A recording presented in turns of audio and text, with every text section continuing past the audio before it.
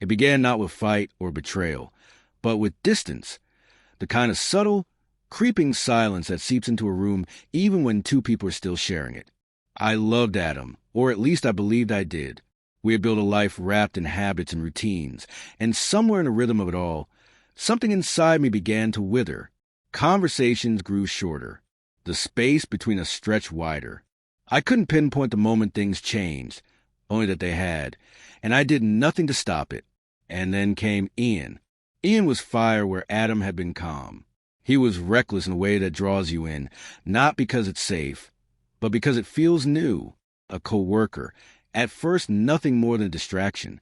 He noticed me, really looked at me, complimented me on things Adam hadn't mentioned in years, made me laugh in ways that felt unfamiliar, dangerous. It started with post-meeting coffees, long conversations that blurred the line between casual and intimate.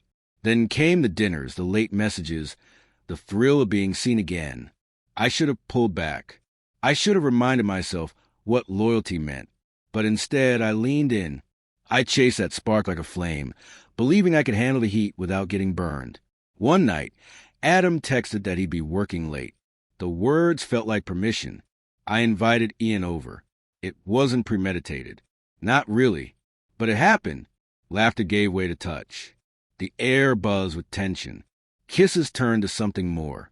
In that reckless moment, everything else disappeared, until the key turned in the lock. Adam stood in the doorway, silent and utterly still. There was no shouting, no storm of emotion. That made it worse. His face didn't twist in anger. He didn't scream, didn't demand answers. He simply looked at me, as though I were a stranger occupying the space where his wife used to be. "I forgot my wallet," he said, his voice eerily calm, as if he were addressing someone he barely recognized. He didn't look at Ian, didn't ask questions. He just turned around, walked back out, and closed the door gently behind him. The silence that followed was suffocating. My heart pounded in my chest like it was trying to outrun what had just happened. Ian stammered, trying to speak, but I didn't want to hear it.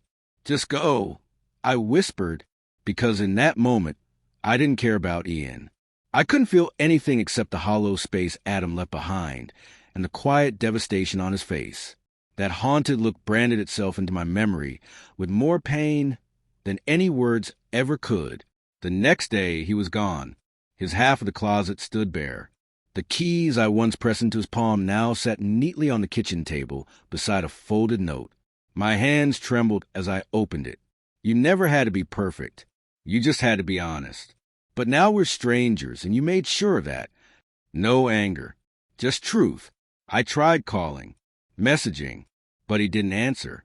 It was as if he had dissolved into thin air, taking with him everything we built, everything I'd taken for granted. And I knew I deserved it. But knowing that didn't soften the ache. It only made it heavier. In the weeks that followed, I caught glimpses of him, walking into a bookstore we used to visit together, sitting alone at our favorite cafe, always with that same stillness, that quiet resolve. And every time I moved to approach, he walked away before I could get close. He didn't rush. He didn't even turn to glance back. He simply left, like I no longer existed. Friends asked what happened. I lied, said we were taking some space. I couldn't bring myself to say the truth out loud, that I destroyed a good man for a moment of selfish escape, that I turned my back on something real for something fleeting. Then word spread Adam had moved away, took a new job in another city, started fresh. That was when it finally settled in. He wasn't coming back, not to argue, not to forgive, not even to say goodbye. His goodbye had happened in that doorway, in that pause, in the way he turned the knob and shut the door behind him with careful finality. People think heartbreak is loud, doors slamming, voices raised, tears shouted into the night. But sometimes, real heartbreak is quiet. It's the look on someone's face when they finally see the truth about you and choose themselves instead. Ian faded soon after. Whatever I thought we had dissolved just as quickly as it had begun. He was never the point. He was never the cost. The cost was Adam. And I remained in that same apartment. Every drawer, every picture frame, every echo reminding me of what I lost. 1,000 small pieces of a man who once filled every room with warmth. And now, the silence he left behind wraps around me like a punishment I earned. I still dream of that night. Not the betrayal, but the moment after. The soft click of the door. The note. The way he looked at me like something sacred had shattered, and he no longer recognized what remained. If I could go back, I wouldn't beg. I wouldn't make excuses. I'd simply ask for a chance to tell the truth before it was too late. But that's the cruel nature of betrayal. It doesn't scream. It simply leaves. And the one who stays behind is left to live in the emptiness they created. That emptiness is mine now, and it echoes louder than any fight ever could.